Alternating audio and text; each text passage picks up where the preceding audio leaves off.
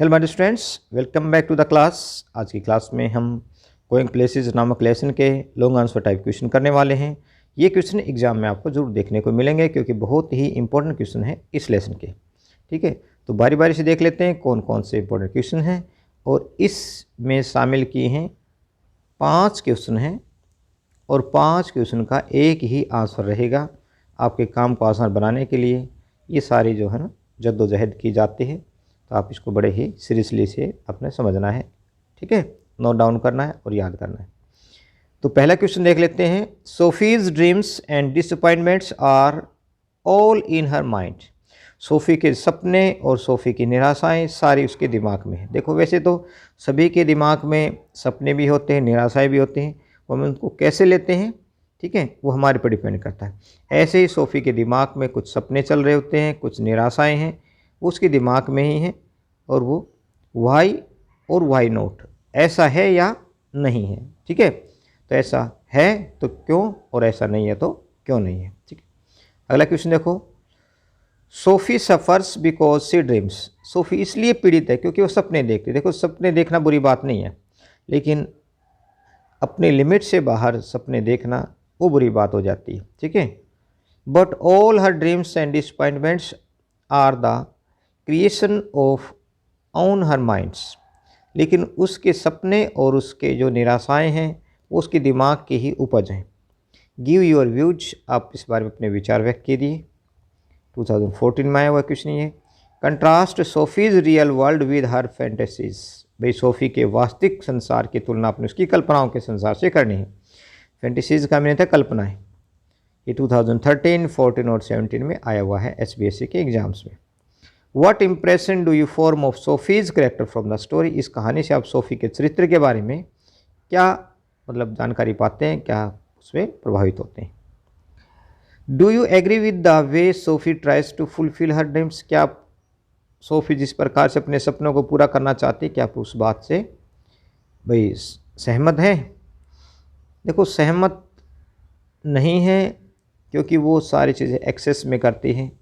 ठीक है, इसलिए हम उसकी बात से शायद सहमत नहीं हैं। फिर भी हम आंसर के हिसाब से देख लेते हैं क्या इसमें लिखा हुआ है। ठीक है, थोड़ा सॉर्ट डाउन कर लेते हैं। चलो, बिल्कुल छोटा सा आंसर है। Sophie belongs to a poor family. एक बात क्लियर है कि सोफ़ी किससे संबंध रखती है, एक गरीब परिवार से संबंध वो रखती है। सी इज़ वेरी एम्बिशियस, वह बहुत ही महत्वाकांक्षी है। एम्बिशियस का मीनिंग होता है महत्वाकांक्षी होना। But she has big dreams in her eyes, लेकिन उसकी आंखों में कैसे हैं, बड़े बड़े सपने हैं। She has no source of any money, उसके पास पैसे का कोई भी स्रोत नहीं है। Yet she dreams to have the finest boutique in the city, फिर भी वह सपने लेती है किस बात के, कि उसका शहर में सबसे सुंदर बुटीक होगा। ठीक है, हर फ्रेंड जेंसी, उसकी सहेली जेंसी है। टेल्स हर दैट, वो उसको बताती है, it would take her a long time to save that much money, तो इतना पैसा बचाने के लिए उसको काफ़ी समय लगेगा। एट दिस, इस बात पर सोफ़ी सेज दैट, सोफ़ी कहती है कि she will become a manager to begin with, कि वह शुरुआत में क्या लग जाएगी, एक मैनेजर लग जाएगी किसी भी फर्म में। ठीक है, किसी भी कंपनी में। देखो, ये बात बिल्कुल जायज़ नहीं है कि एक स्कूल गोइंग जो गर्ल है, स्कूल जाने वाले लड़के, उसको कौन मैनेजर लगाएगा। ये उसके सपने कैसे हैं, एक्स्ट्रा ऑर्डिनरी है। ठीक है, she has no idea who will make her a manager state of, उसको इस बात का भी विचार नहीं है कि उसको सीधा मैनेजर कौन लगाएगा। स्टेट ऑफ माने बिल्कुल सीधा। She also dreams of becoming an actress, वह क्या सपने लेती है, वह एक एक्ट्रेस भी बनना चाहती है, कि हीरोइन भी बनना चाहती है।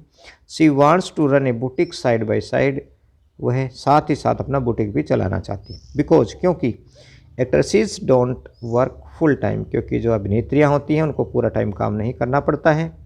She even thinks of becoming a fashion designer, वह एक फैशन डिजाइनर भी बनना चाहती हैं। All such dreams are in Sophie's mind only, ये जो सारे सपने हैं वो केवल सोफ़ी के दिमाग में ही हैं। She can not fulfil her big desires, वो अपनी इन इच्छाओं को पूर्ण नहीं कर पाएगी। डिजायर्स माने इच्छाएं, फुलफिल माने पूर्ण करना। Because of her poor family background, क्यों नहीं कर पाएगी, क्योंकि उसका पारिवारिक जो बैकग्राउंड है बहुत ही गरीब है, बहुत ही वो गरीब परिवार से वो संबंध रखती है। ठीक है, इस कारण से शायद अपने सपनों को नहीं पूरा कर पाएगी। She dreams of meeting with Danny Casey, वह डैनी कैसी से मिलने की एक सपना देखती है, बट ही डजंट कम, लेकिन वह नहीं आता है। सपना देखते कि वह मुझसे मिलने आएगा, लेकिन वह नहीं आता, इंतज़ार उसका वो बेकार जाता है। दस वी सी दैट, इस प्रकार हम देखते हैं कि Sophie's dreams and disappointments are in her mind only, कि उसके दिमाग में ही हैं उसके सपने भी और निराशाएं भी। ठीक है, अब इसी का एक नेक्स्ट क्वेश्चन है, वो भी इंपॉर्टेंट है, साथ साथ वो भी देख लेते हैं। नेक्स्ट इंपॉर्टेंट क्वेश्चन कौन सा होगा? SoFi and जेंसी were classmates and friends. SoFi और जेंसी क्या है? क्लासमेट हैं। क्लासमेट मतलब साथ में पढ़ने वाली सहपाठी हैं। फ्रेंड्स मित्र भी हैं। What are the differences between them, उन दोनों में क्या अंतर है? That shows up the story, जो कहानी में दिखाया गया है। अगला क्वेश्चन है, Jansie is just as old as Sophie. बिल्कुल, जेंसी और सोफ़ी की उम्र लगभग एक जैसी है, क्योंकि एक ही क्लास में पढ़ते हैं।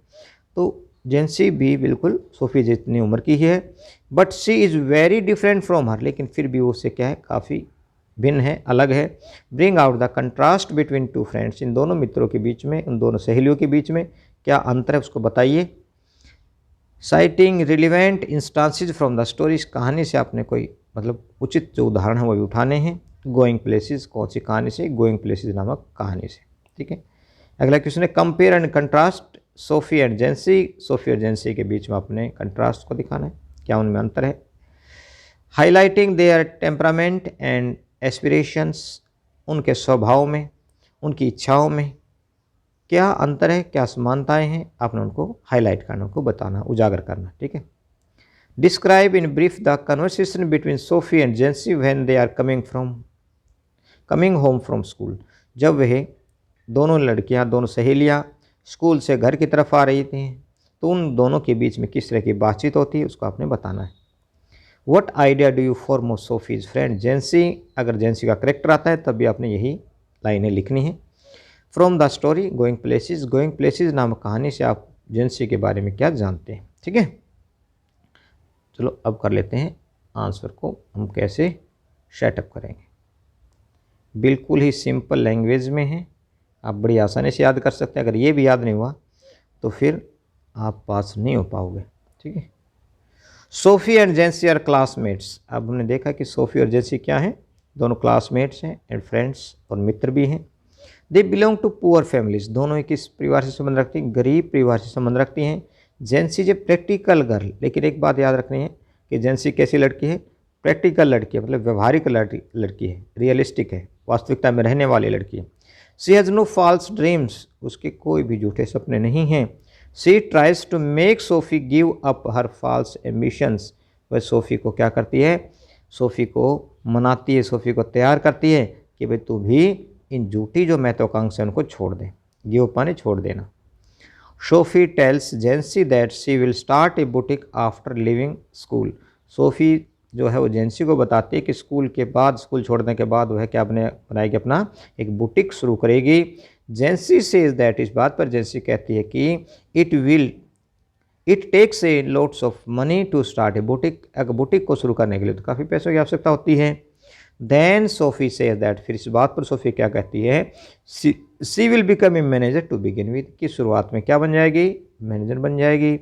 बट जेंसी नोज दैट, लेकिन जेंसी जानती है कि no one will take her as manager straight off, की उसको बिल्कुल सीधा मैनेजर कौन लगाएगा? एक स्कूल जाने वाली लड़की को, स्कूल मतलब इतना छोटी उम्र में या इतनी कम पढ़ी लिखी लड़की को कौन मैनेजर बनाएगा, मैनेजर लगाएगा? ऐसा वो जानती है, जेंसी इस बात को जानती है।